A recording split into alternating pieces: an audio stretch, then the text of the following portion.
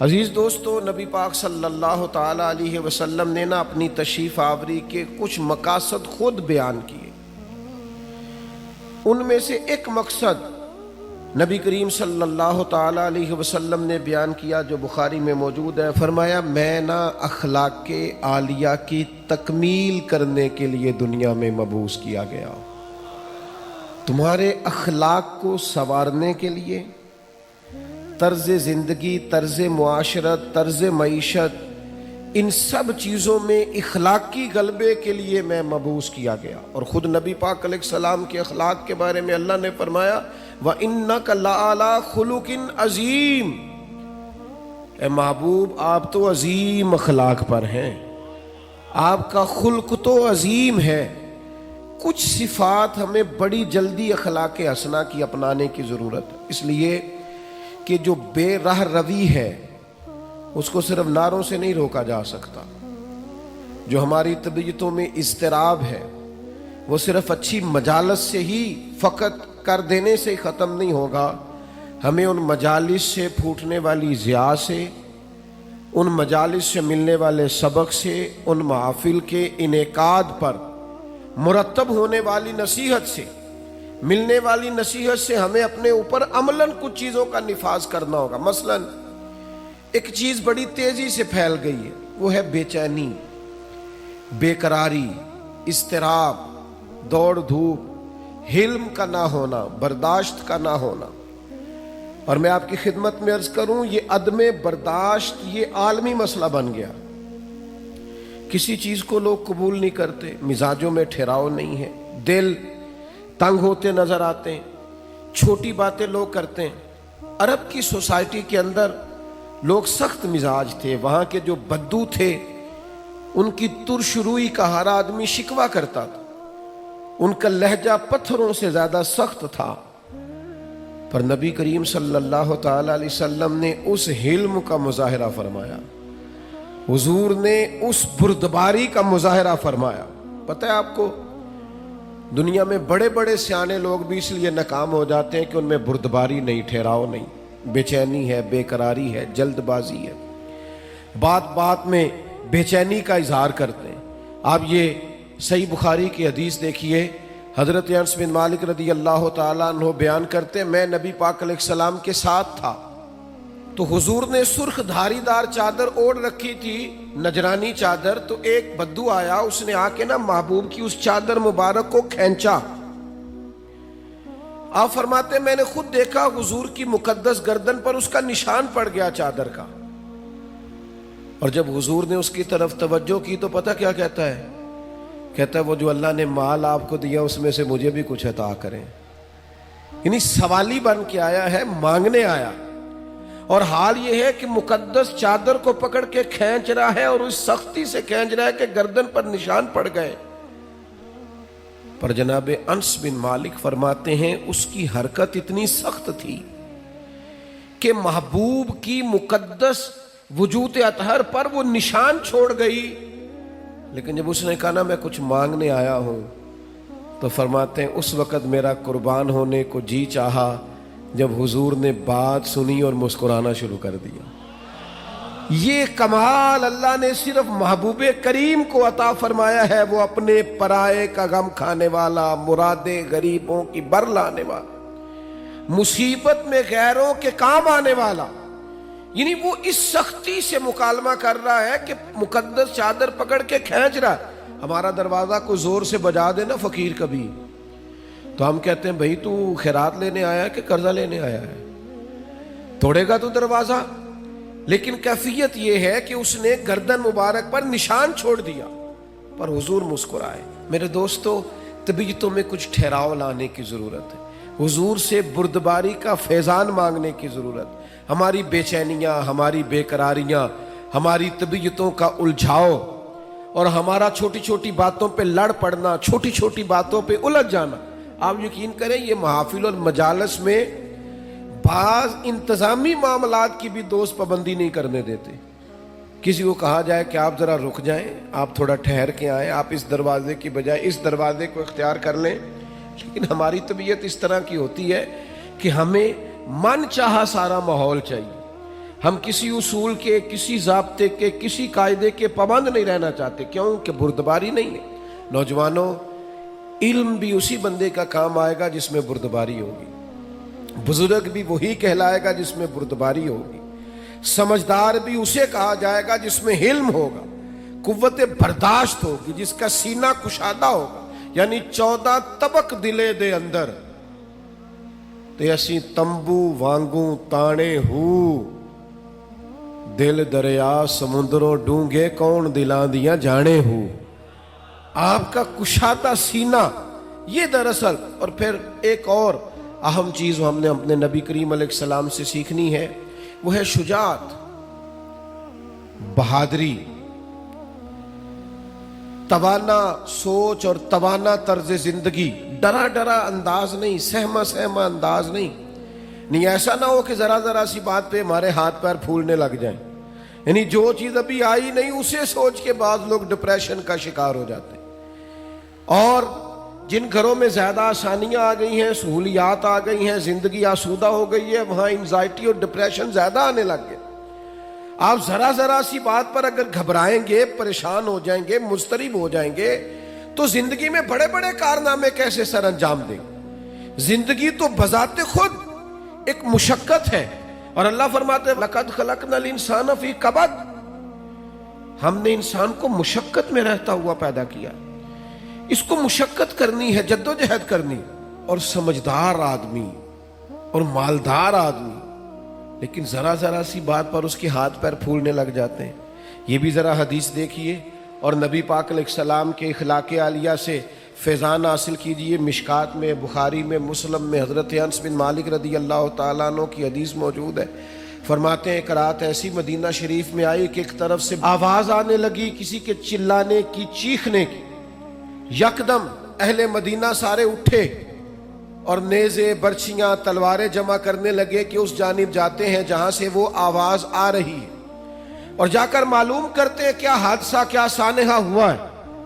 فرماتے ہم ابھی تیاری کر رہے تھے ادھر جانے کی، اور نبی پاک علیہ السلام گھوڑے پر بیٹھ کر وہاں سے واپس تشریف لا رہے تھے، اور حضور فرمانے لگے سو جاؤ سو جاؤ سو جاؤ، میں دیکھ آیا ہوں، کوئی خطرے والی بات نہیں۔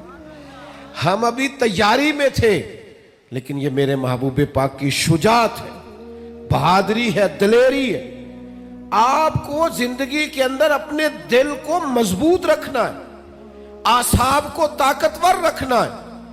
بعض لوگ بڑی جلدی گھبرا جاتے ہیں، بڑی جلدی پریشان ہو جاتے ہیں، 5 منٹ سے پہلے سانس پھولنے لگتا ہے، دل دھک دھک کرنے لگتا ہے۔ او بھائی آپ ٹھہر جائیں، ستاروں سے آگے جہاں اور بھی ہیں، ابھی عشق کے امتحان اور بھی ہیں، تو یہ تو کام ابھی بڑا آگے تک جانا ہے۔ لیکن گھبراہٹ، بے چینی، پریشانی، یہ بندہ مومن کی شان نہیں ہے۔ پلٹنا، جھپٹنا، جھپٹ کر پلٹنا، یہ لہو گرم رکھنے کا ہے ایک بہانہ۔ طاقتور زندگی گزارے، مضبوط اعصاب کے ساتھ وقت گزارے، ذہن بنائے کہ زندگی میں پریشانی آئے گی، مجھے فیس کرنا۔ آپ کا ذہن ہونا چاہیے۔ مجھے بتائیے جو جوان ہے اسے بوڑھا بھی تو ہونا ہے نا، بیمار ہے تو ایک وقت خدا نہ خواستہ وہ بھی تو آئے گا نا کہ بیماری بھی آ جاتی ہے، قوا کمزور ہونے لگتے ہیں۔ لیکن اگر آپ کا ہمیشہ اسی طرح پریشان رہنے کا خیال ہے تو پھر بات آگے کیسے بڑھے؟ تو حضور سے فیض مانگے، بہادری کا فیض۔ نبی پاک علیہ السلام، صحابہ فرماتے جب جنگ ہوتی تھی نا تو ہم دشمن کے سب سے زیادہ قریب نبی پاک کو پایا کرتے تھے، حضور قریب۔ ایک جنگ میں ہمارا ارادہ ہوا کہ ہم تھوڑا سا پیچھے ہٹ کے نئے سرے سے حملہ کریں، لیکن حضرت ابو سفیان رضی اللہ تعالیٰ عنہ فرماتے محبوب گھوڑے کو ایڑی لگاتے اور جنگ کے اندر جاتے اور آگے ہی بڑھتے چلے جاتے، اور آگے ہی نبی پاک علیہ السلام پیش قدمی فرماتے۔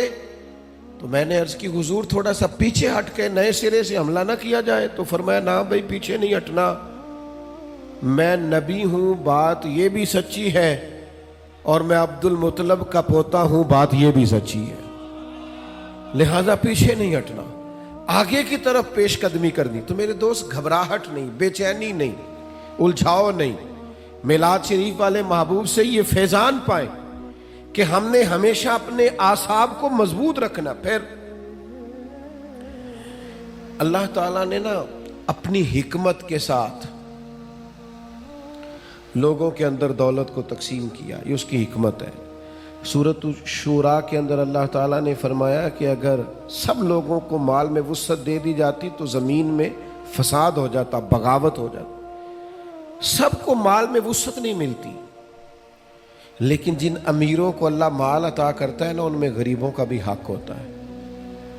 قرآن مجید کہتا ہے سائل کا اور محروم کا حق ہے. یہ جو میں کہہ رہا ہوں اس پر غور کریں, حق ہے. نہیں آپ پر, امیر آدمی پر غریب کا, آپ کا خیال ہے وہ مانگنے آیا ہے, اور اللہ کا قرآن کہتا ہے حق لینے آیا ہے.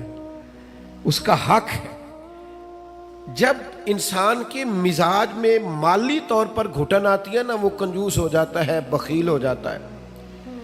اللہ تعالیٰ نے مالی طور پر وسعت دے دیا, پر قلبی طور پر تھوڑی سی نا اس کے مزاج کے اندر گھٹن ہے, تو پھر بھی ماحول میں پریشانی پیدا ہوتی ہے. اللہ تعالیٰ بعض لوگوں کو زیادہ مال عطا کرتا ہے, ان کی ذمہ داری ہے غریب بہن بھائیوں کا, دوستوں کا, پڑوسیوں کا, سائلین کا, مساکین کا, یتیموں کا, بیواؤں کا, کمزوروں کا خیال رکھیں, ان کی مالی معاونت کریں, اور ان کا حق سمجھ کر کریں. کہ اللہ, حضور سید عالم علیہ السلام کا ایک فرمان اگر کبھی ہمیں یاد ہو جائے نا, تو آپ یقین کریں کہ دل کبھی تنگ نہ ہو خرچ کرتے ہوئے. حضور فرماتے ہیں رب تمہیں جو عطا کرتا ہے نا, وہ تمہارے ضعیفوں کی برکت سے عطا کرتا ہے. وہ جو تمہارے ہاں کمزور روٹی کھا جاتے ہیں نا, غریب کھا جاتے ہیں, ان کے سبب سے اللہ تمہیں دیتا ہے. تو اگر یہ ذہن بن جائے نا کہ اللہ تعالیٰ پتہ نہیں کس کی برکت سے دے رہا ہے, تو پھر جب کوئی آئے تو بندے کا دل تنگ نہیں ہوگا, وہ پریشان نہیں ہوگا, مضطرب نہیں ہوگا. بلکہ ہم نے تو تاریخ میں ایسے بھی سخی پڑے ہیں کہ کوئی لینے آتا تھا تو اس کا شکریہ ادا کرتے تھے کہ یار تیری مہربانی, تو نے اس قابل سمجھا ہے کہ میں تیرے کچھ کام آ سکتا ہوں. نبی کریم صلی اللہ تعالی علیہ وآلہ وسلم کے اخلاق عالیہ سے, حضور کی سیرت پاک سے ہمیں جو فیضان ملتا ہے نا, اس نقطے کو ضرور سمجھیے گا. یعنی آپ کتب سیرت میں یہ پڑھیں گے کہ مہینہ مہینہ کاشانہ نور کے اندر آگ نہیں جلی, چولہا نہیں جلا, کھجور پانی پہ گزارا. اور اگر ایک سونے کی ڈلی گھر میں پڑی رہ گئی ہے ایک ٹکڑا, تو نبی کریم علیہ السلام نماز پڑھا کے تیزی سے گھر تشریف لے گئے, اور حضور نے اسے اٹھایا اور اللہ کے راستے میں خیرات کر دی. کسی چیز کو گھر میں پڑا نہیں رہنے دیا.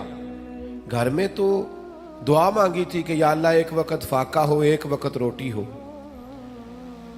لیکن حضرت جابر ابن عبداللہ رضی اللہ تعالیٰ عنہ ارشاد فرماتے ہیں, بخاری مسلم دونوں میں موجود ہے, فرماتے ہیں کہ جب بھی کسی نے حضور سے سوال کیا ہے نا, تو جو چیز ہم نے حضور کی زبان سے نہیں سنی وہ نہیں ہے. حضور نے کبھی کسی کو لا نہیں فرمایا, یہ نہیں فرمایا نہیں ہے. اللہ کرے میں آپ کو سمجھا سکوں. یعنی گھر میں مہینہ مہینہ چولہا نہیں جل رہا, فاقوں کی دعائیں ہو رہی ہیں, لیکن جب کوئی لینے آیا ہے تو حضور نے کبھی نہیں کا لفظ اپنی زبان سے ادا.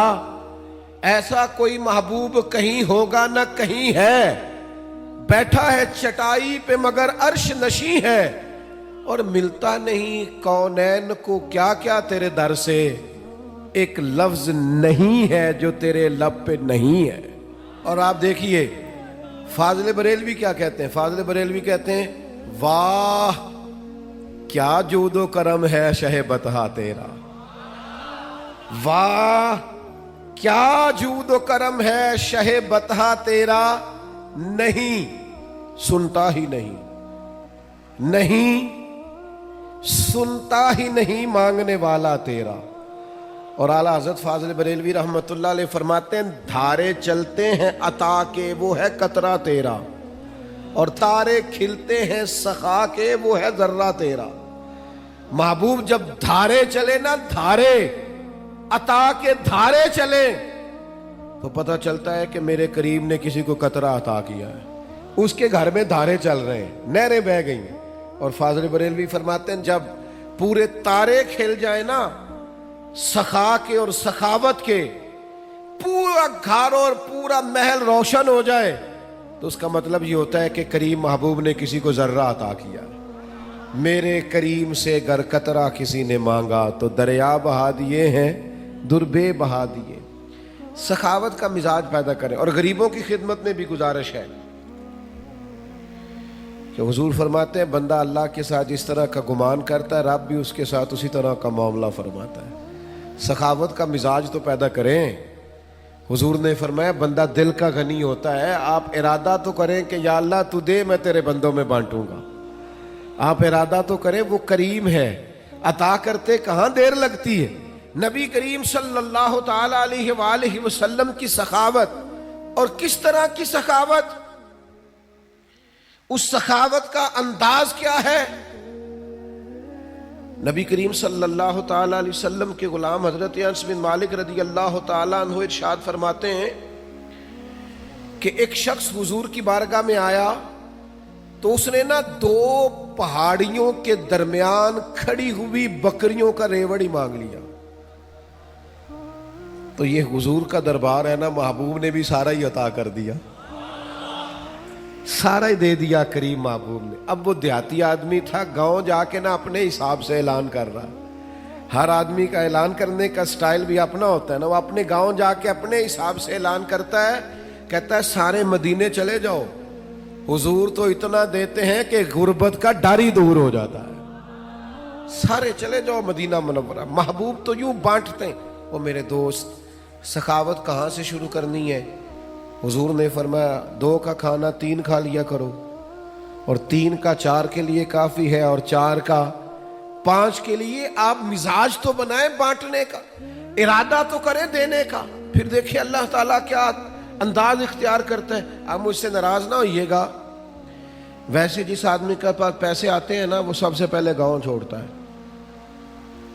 وہ محلہ چھوڑتا ہے جس محلے میں وہ رہتا ہوتا ہے، اس لیے کہ اب دائیں بائیں آگے پیچھے ہوتے ہیں ماڑے بندے، اور اسے وہاں جانا بڑا ضروری لگتا ہے جہاں کوٹھیاں ہی کوٹھیاں ہوں، محل ہی مال ہو، بنگلے ہی بنگلے ہوں۔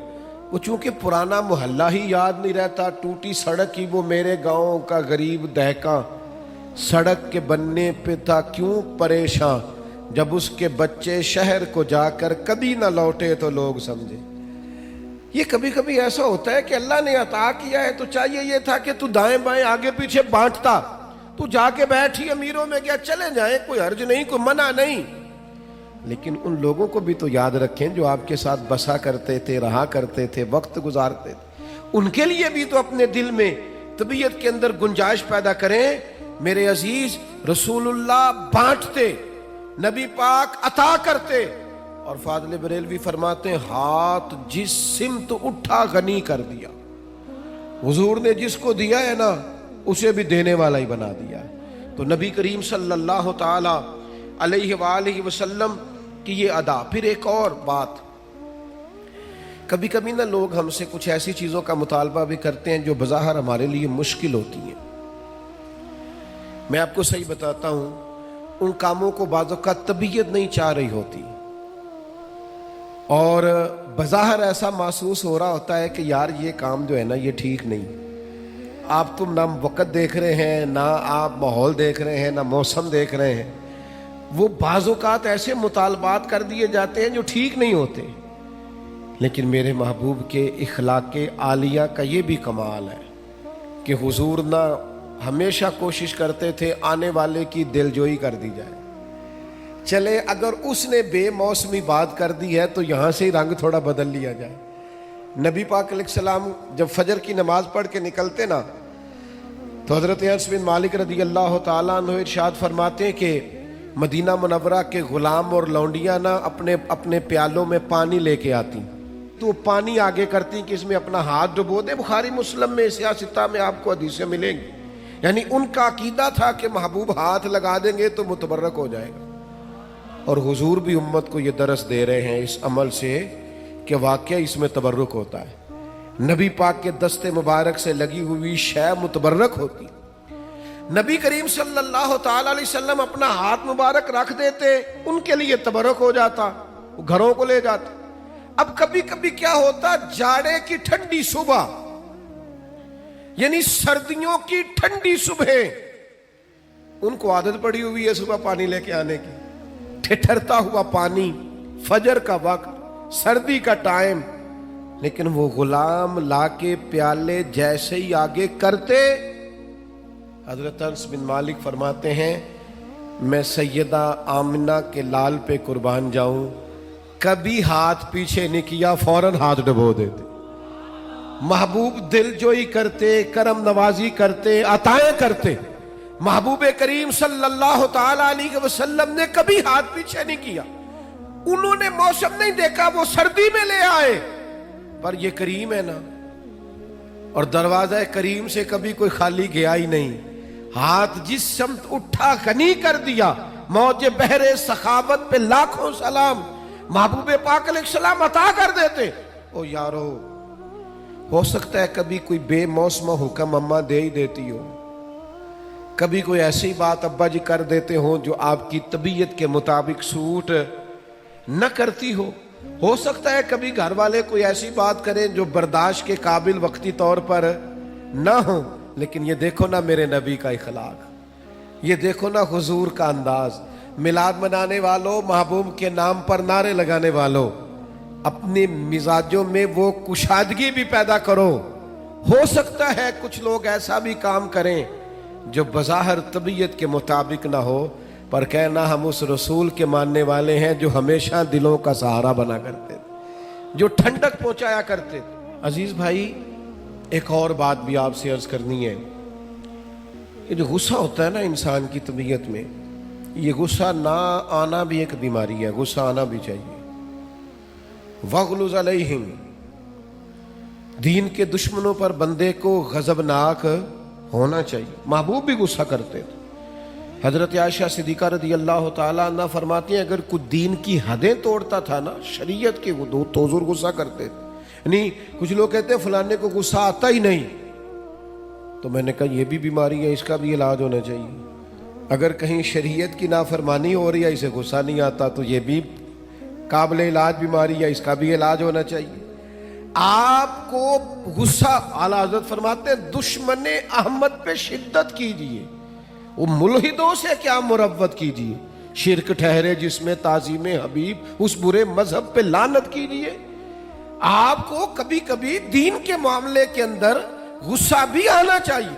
جس حدیث میں یہ لفظ موجود ہے نا، اللہ کی رضا کے لیے محبت کرو، اس میں یہ بھی ہے کہ رب کی رضا کے لیے بغض بھی رکھو، غصہ بھی آنا چاہیے۔ لیکن ہمارا مسئلہ یہ ہے، ہمیں دین کے دشمن پر غصہ نہیں آتا، وہاں تو انسانیت جاگتی ہے، ہمیں غصہ آتا ہے ذاتی دشمنوں پہ، اور حضور کا اخلاق یہ ہے کہ ذاتی دشمن پر غصہ کرنا ہی نہیں، جو ذات کا دشمن ہے اس پر ناراضگی قطعاً نہیں کرنی، وہ ذات کا۔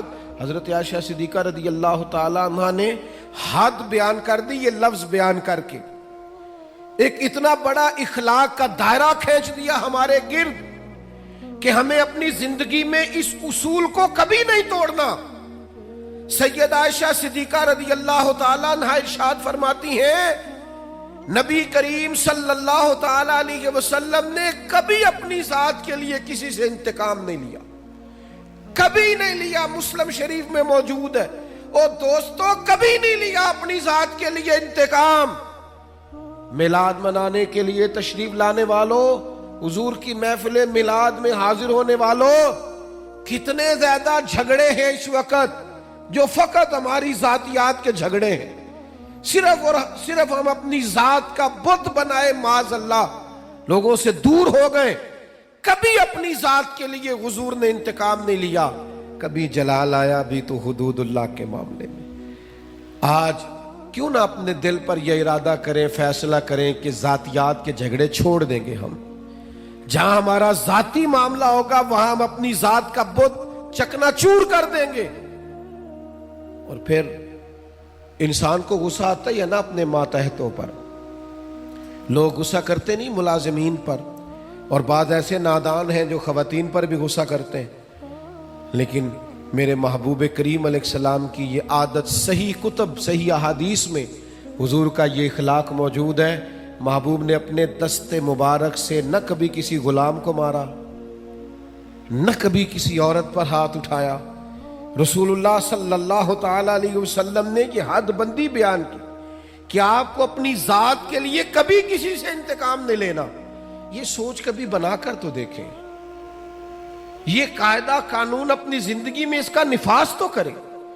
ہر جگہ ذاتی جھگڑے، ذات کے معاملات ہم نے کھڑے کیے ہوئے ہیں۔ یہ کتنا مشہور واقعہ ہے طائف کا، لوگوں نے پتھر مارے، اور جب باقاعدہ فرشتے نے آ کے کہا یا رسول اللہ حکم کریں تو میں ان کو پیس کے نہ رکھ دوں، تو حضور نے کیا فرمایا؟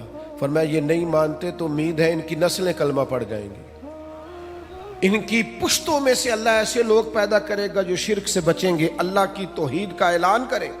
لہٰذا ہمیں ان کے بارے میں کوئی سخت انداز اختیار کرنا نہیں ہے۔ میرے دوستو، ایک اور بھی مسئلہ بن گیا ہمارے ہاں۔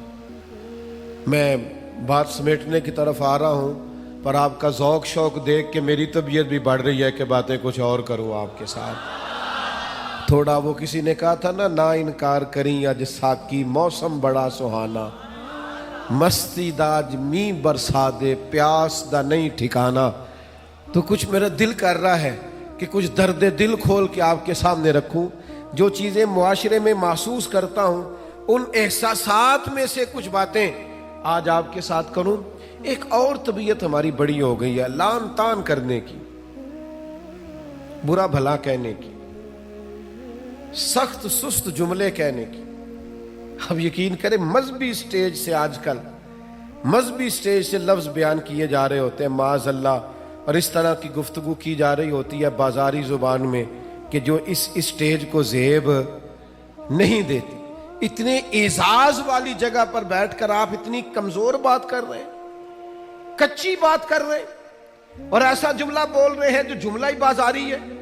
وہ جی فلانے نے کہا ہے تو میں اس کے جواب میں کہہ رہا ہوں، آپ اس کی سطح پہ اتر آئیں گے۔ وَإِذَا خَاطَبَهُمُ الْجَاهِلُونَ قَالُوا سَلَامًا۔ جاہلوں سے تو کبھی انسان کی گفتگو ہو تو انہیں سلام کیا جاتا ہے، ان کی سطح پر اتر کر بات نہیں کی جاتی۔ یہ طریقہ ہی درست نہیں ہے۔ میرے عزیز، حضرت انس بن مالک رضی اللہ تعالیٰ عنہ ارشاد فرماتے ہیں، جب ایک مقام پہ کہا گیا نا حضور علیہ السلام کو، صحابہ فرماتے ایک مقام پہ کہا گیا یا رسول اللہ آپ دعا کر دیں یہ تباہ ہو جائیں، تو حضور فرمانے لگے مجھے لعنت کرنے والا بنا کے نہیں بھیجا گیا، مجھے تو رحمت للعالمین بنا کر بھیجا گیا۔ تو جو بنا کر بھیجا گیا ہے، جو حضرت عیسیٰ علیہ السلام کو ایک شخص برا بھلا کہہ رہا تھا، آپ دعائیں دے رہے تھے، ایک صاحب نے کہا حضور وہ برا بھلا کہہ رہا ہے آپ دعائیں دے رہے، فرمانے لگے اس کے اندر جو ہے وہ باہر نکل رہا ہے اور میرے اندر جو ہے وہ باہر نکل رہا ہے، تو اب یہاں جس چیز کا سٹاک ہے وہی نکلے گا نا، تو اب کچھ لوگوں کے اندر جو بھرا ہوا وہی باہر آئے گا۔ حضرت انس بن مالک کا یہ فرمان، اللہ کرے امت یاد کرے۔ حضرت انس بن مالک ارشاد فرماتے ہیں نہ تو نبی پاک فحش گو تھے، کوئی ایسی بات نہ کرتے جو خلاف ادب ہوتی، نہ لعنت کرنے والے تھے، نہ آپ کا کلام اس طرح کا ہوتا تھا جس طرح کا عرب میں بد کلامی سے گفتگو کی جاتی تھی۔ فرماتے ہیں اگر کبھی حضور کو بڑا جلال بھی آتا تو اتنے لفظ فرماتے تھے اس کی پیشانی خاک آلود ہو۔ اس سے زیادہ کبھی میرے نبی کریم نے کوئی بات ارشاد، ناک خاک آلود ہو، پیشانی خاک آلود ہو، اس سے بڑھ کر کبھی کوئی جلال کا جملہ حضور کی زبان سے نہیں نکلا۔ آپ کی خدمت میں عرض کروں گا، آپ کا لہجہ اتنا میٹھا ہو، اتنا باوقار ہو، لفظ اتنے جچے تلے اور حسین ہو کہ آپ کو نعرہ لگا کے نہ کہنا پڑے غلام ہے رسول کے غلام ہے، بلکہ آپ کے لہجے سے اندازہ ہو کہ یہ کوئی عام نہیں ہے، یہ رسول اللہ کا غلام ہے۔ اس کا انداز بتاتا ہے نبی پاک کا غلام ہے، اس کے لفظ اور جملوں کی تاثیر بتاتی ہے یہ رسول اللہ صلی اللہ علیہ وسلم کا غلام ہے۔ یعنی آپ کہتے پھریں کہ میں بلبل خوش لہجہ گلزار نبی ہوں، میٹھی میری باتیں ہیں، میں نمک خار نبی ہوں، حضور کا نمک کھاتا ہوں، اس لیے لہجے میں مٹھاس آ گئی ہے۔ تو نبی کریم صلی اللہ تعالی علیہ وسلم کو اللہ تبارک و تعالی نے اخلاق عالیہ کی بلندیوں کے ساتھ دنیا میں مبعوث فرمایا۔ ایک بات جو آج امت کو بڑی سمجھنی ہے اور جس پر امت کو بہت زیادہ غور کرنا ہے، وہ یہ ہے کہ امت کو نا اب کچھ دائروں کا پابند ہونا پڑے گا. اب اپنی زندگی میں کچھ اصول وضع کرنے پڑیں گے، کچھ قاعدے بنانے پڑیں گے. آپ کو پتہ ہے دنیا میں سب سے بہترین زندگی وہ لوگ گزارتے ہیں جو اپنے وقت کو مینٹین کرتے ہیں. سب سے قیمتی وہ شخص ہوتا ہے جس نے اپنے ٹائم کو مضبوط کر لیا، مربوط کر لیا. ہمیں اخلاقی رویوں کے معاملے میں اپنے آپ کو ٹھیک کرنا. آئیں گے لوگ اکسائیں گے، لوگ آئیں گے غصہ دلائیں گے، لوگ آئیں گے کوئی ایسی بات کریں گے جس سے آپ کی طبیعت میں وہ بات گراں گزرے گی، آپ کے گھر کے اندر سے کچھ ایسی آوازیں اٹھیں گی جس پر آپ سخت ہوں گے. لیکن میرے بھائی، حضور علیہ الصلوۃ والسلام نے نا اخلاق سکھایا ہمیں. اگر ہم رد عمل کے طور پر بھی کبھی سختی دکھائیں گے تو پھر ہم نے سیکھا کیا ہے، پھر ہم نے لیا کیا ہے؟ ہمیں اخلاق عالیہ کی ان بلندیوں پر سفر کرنا ہے، بلندیوں پر. ایک حضور کا بہت بڑا اخلاق یہ ہے کہ نبی کریم معاف کر دیا کرتے تھے. حضور درگزر فرماتے، اور صرف درگزر نہیں فرماتے. جو میں بات کرنے لگا ہوں وہ خاص کرنے لگا ہوں. ایک ہوتا ہے کسی کو معاف کر دینا اور معاف کر کے پھر اس شخص پر احسان جتلانا اور اس کے بارے میں اپنا رویہ اس طرح کا رکھنا کہ دیکھا نا میں نے معاف کر دیا ہے. اتنا ہی کافی نہیں کہ میں نے تمہیں کچھ کہا نہیں، یہ انداز نہیں. بلکہ بہت سارے لوگ تو اس طرح معاف کرتے ہیں کہ پہلے پچھلی ساری ڈائری کھولتے ہیں، سارے صفحے اور ورق الٹتے ہیں، اتنی باتیں سناتے ہیں، تو نے یہ بھی کیا، تو نے یہ بھی کیا، اور میں یہ بھی کر سکتا ہوں، میں یہ بھی. وہ آخر میں معاف کرتے ہیں تو وہ معاف نہیں کیا ہوتا، انہوں نے اپنی باتوں سے پوری سزا دی ہوتی ہے، وہ سب کچھ کر چکے ہوتے ہیں. اب وہ معافی اس طرح کی ہوتی ہے کہ وہ معافی لگ نہیں رہی ہوتی. وہ لگتا ہے کہ یار وہ جو تیرے جملے تھے وہ تو تلوار اور نیزے بن کے سینے میں پوری طرح پیوست ہو گئے، اب تو کیا معاف کر رہا. نبی پاک علیہ السلام کا کمال دیکھو. جناب ابو سفیان ہر جنگ میں مقابلے میں رہے، سردار بن کے، سپہ سالار بن کے لڑنے کے لیے آتے رہے. لیکن فتح مکہ کے موقع پر جب وہ معافی مانگنے آئے اور جب وہ کلمہ پڑھنے آئے، ان کا کلمہ میرے محبوب نے اس طرح قبول کیا اور انہیں معافی اس طرح سے دی کہ نری معافی نہیں دی، ساتھ میرے رسول نے عزت بھی عطا فرمائی. ساتھ رسول اللہ صلی اللہ تعالی علیہ وسلم نے اعزاز بھی عطا کیا.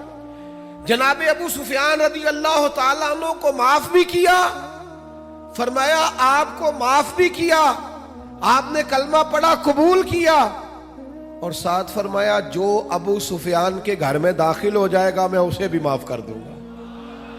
یہ دیکھو، معافی بھی دی ہے اور عزت بھی دی ہے. خود بھیک دیں اور خود ہی کہیں منگتے کا بھلا ہو. ساتھ عزت بھی عطا کی، وقار بھی دیا، بلندی بھی دی.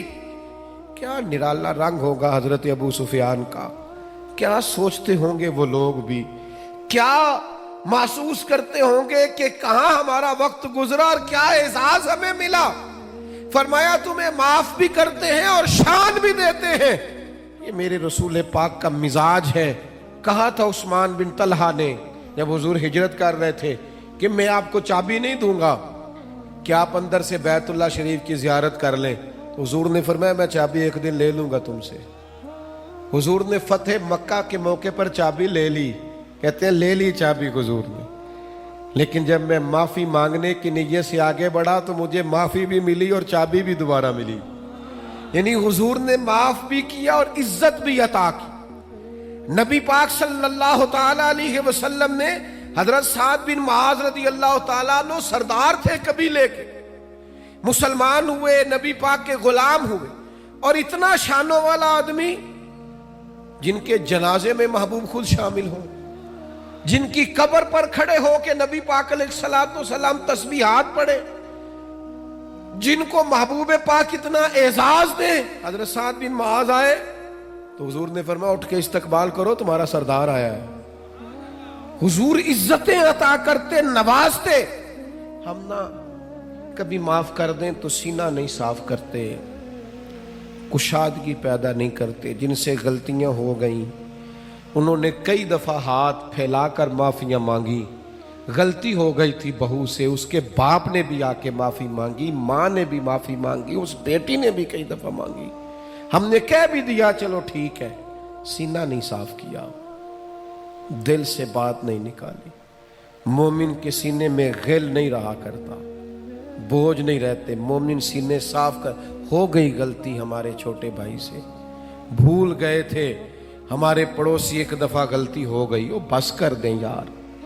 उस महबूब के मानने वाले हैं जो चीज सबसे पहले अता करते थे वो माफी थी। हुजूर फौरन माफ कर देते, नबी पाक का तरीका ही माफ कर देना था। अपने रवैयों में मुस्बत तब्दीलियां लाएं। और मैं आपसे अर्ज करूं, अगर हम इखलाकी तौर पर संवरने का इरादा करेंगे तो अल्लाह हमारी मदद भी फरमाएगा। हम अगर ख्याल करेंगे ना यार मैं एक एक करके अपनी आदत पर मेहनत करूं तो अल्लाह बड़ा करीम है, करम होगा। आप कोशिश करें कुछ तबीयतें बदल जाएं। अब रवैयों का बोझ लोगों से सहा नहीं जाता। हमारे लहजों की सख्ती बहुत सारे लोगों के लिए सुहाने रूह बन गई है। हमारा अंदाज बड़े बूढ़ों का दिल तोड़ता है, बड़े गरीबों को सताता है, बड़ी जगहों पे आजमाइश पैदा करता है। हमें अपने अखलाक पर खास तवज्जो मबजूल करने की ज़रूरत है। आज इस पुरवकार महफिल से जब आप उठें तो अपने लहजे पर, अंदाज पर, इखलाक पर, रवैये पर ज़रूर गौर करें। अपने अंदर कुछ ऐसी खूबसूरत तब्दीलियां लाएं कि किसी को पता चले कि इस मिलाद से ये बदल गया है। अल्लाह की बारगाह में दुआ है, अल्लाह हमारी हाज़री को कबूलियत का दर्जा अता फरमाए।